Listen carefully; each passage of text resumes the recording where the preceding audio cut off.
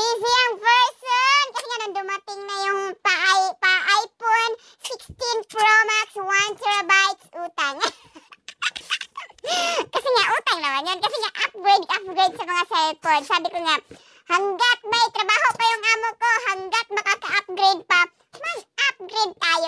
Kasi nga yung sa upgrade ng cellphone, yung sa dito ba sa amo ko, every 2 years naman yun. So, pag kanyang cellphone, ma-upgrade, alamos na, ang bago, and I did repair. Tapos yung naman, after kung may after 2 years na naman. Tapos yung kanya, hanggang nakakalimutan na niya kung kaninong SIM card na yung dapat i-upgrade. Ang galing talaga na Jennifer. So ito na nga. 48 years na akong hindi nag-iPhone. Diba iPhone? Naka-iPhone, walang ipon. Kasi nga mostly Samsung na ang ginagamit ko noong kailan ba yun? Tapos nga nung bumalik ako ulit ng iPhone noon, hindi ko na naman alam yung mga, ayaw ko yung pasikot-sikot ba, tapos yung SD card ko, hindi kasi di ba hindi yun masasaksak ka ng SD card yung iPhone. Eh yun naman, kasi ngayon naman 1 terabytes naman pinaano ko sa amo ko. Kasi nga meron na ngayon 1 terabytes. Kasi Inday Jennifer, nanghihinayang yung mag-delete ng mga picture. Ang dami na nga yung mga picture dito. Yung picture ng paninda ko, yung picture ng noon pa. Bago-bago ko lang ata na yung mga plastikong freni na kasama noon. Bago-bago ko palang na-delete ata.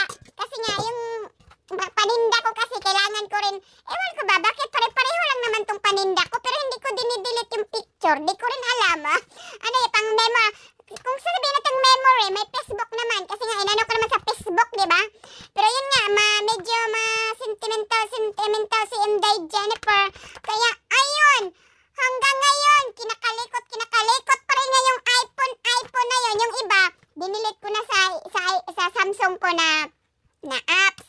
Pero ngayon, ang ginagamit ko pa rin itong si Samsung ko. Kasi nga, narilito naman ako. Parang ewan ko. Kasi nga, minsan, yung sa message din, makikita mo kung sinong sa messenger ba, sa profile ko lang. Kasi nga, sa page naman kasi, yung mga notification. Kaya nga, minsan, hindi ako masyado nakakasagot sa mga notification. Kasi nga, kasama na yung sa profile ko. Kaya nalilito na si Inday Jennifer sa kadami-daming notification. Kaya hanggang ngayon, nasanay na siya na naka-silent lang yung mga cellphone niya. Kaya pasensya na. Minsan matagal mag-reply si Inday Jennifer pag hindi niya hawak yung cellphone niya. Minsan naman, mabilis naman siya makaka-reply. Kasi nga, lalo ngayon, parang matagalan pa ata siya makaka-reply. Kasi nga, hindi pa niya gamay-gamay yung si iPhone na yan. Hinayupak pa iPhone na yan. Ano naman ako sa iPhone natin. Hanggang ngayon, kinakalikot yung mga password. Hanggang na nilalagay mo na lang talaga, forgot password. Nagbabago ka ng mga password. O, diba? Sa susunod naman ng bagong cellphone, so magbabago ka na naman ng password. Kasi nga, nakakalimutan mo yung password ng mga ilang bangko. Bangko ng credit card, tapos bangko ng debit card. Tapos, ang daming mga apps na pabago-bago na yung password. O, diba? Kaya ayun, Jennifer, iPhone ka pa. Papalit ka pa ng cellphone. O, kahapon, na pa, 1 hour yung nag-transfer pa. Nag-YouTube University pa ni Inday Jennifer. Kasi nga, hindi nga niya alam paano iPhone to Android, diba? Kasi nga, lagi namang Android to Android. Ang bilis lang talaga ng transfer. Pero siguro, pag, lang din, iPhone to iPhone siguro, mabilis lang din yung transfer. Kaya lang hindi naman kasi ako iPhone. Kaya, ayun. Ay, 48 years na kasi. Yung yung iPad ko, yun, yung Apple. Pero yung cellphone ko, naging Samsung na talaga. Matagal-tagal ako sa Samsung. Ilang taon na ba? Tapos bigla-bigla na lang nag-jump to iPhone, o, diba?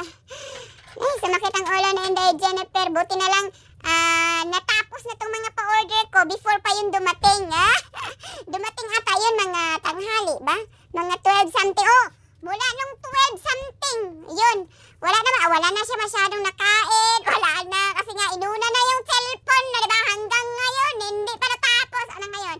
Huwebes. Oh, Huwebes hanggang ngayon. O, diba? Mula kagabi. Kulikot si Inday Jennifer. Ayan, Merise. Pa-iPhone ka. Hinayupak ka. Umagay kay kwartang buangat. Umagay kay tinigom. Pa-iPhone pa ka, ha?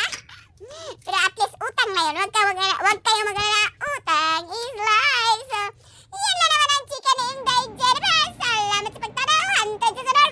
Vamos, enjoy. Bye.